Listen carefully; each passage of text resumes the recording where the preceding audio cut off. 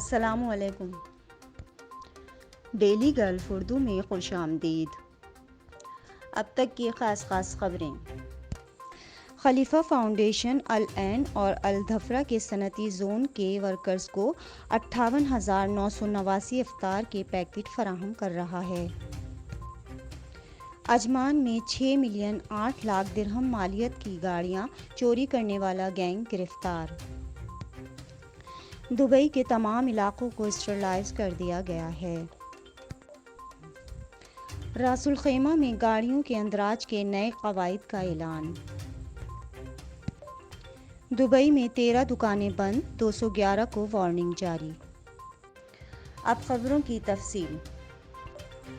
خلیفہ فاؤنڈیشن العین اور الدھفرہ کے صنعتی زون کے ورکرز کو 58,989 افطار کے پیکٹ فراہم کر رہا ہے۔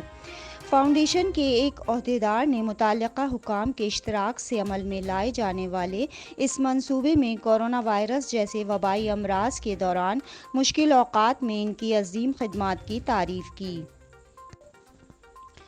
عجمان میں 6,08,00,000 درہم مالیت کی گاڑیاں چوری کرنے والا گینگ گرفتار۔ منگل کے روز عجمان پولیس نے 14 کار چوروں کے گروہ کو گرفتار کیا ہے۔ متعدد شہریت کے 14 مشتبہ افراد نے کرائے کی فرم سے کاریں لیز پر لی تھیں اور انہیں ملک سے باہر بھیج دیا تھا۔ دبئی کے تمام علاقوں کو اسٹرلائز کر دیا گیا ہے۔ البیان نے منگل کو رپورٹ کیا کہ منصوبے کے مطابق دبئی سول ڈیفنس نے دبئی کے تمام علاقوں میں 100% اسٹرلائزیشن کر دی ہے۔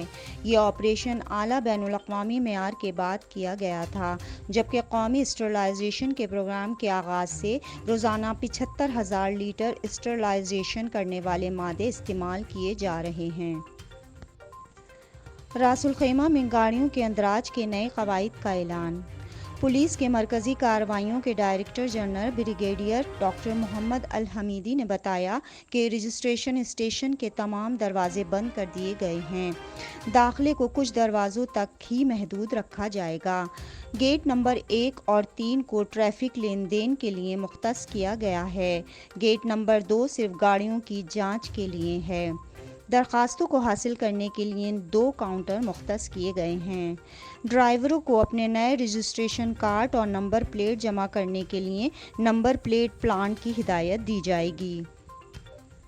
دبئی میں 13 دکانیں بند، 211 کو وارننگ جاری۔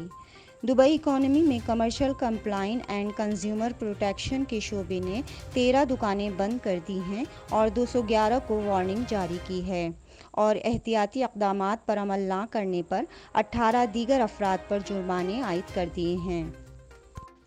اب تک کے لیے اتنا ہی۔ اگلے بلیٹن تک کے لیے خدا حافظ۔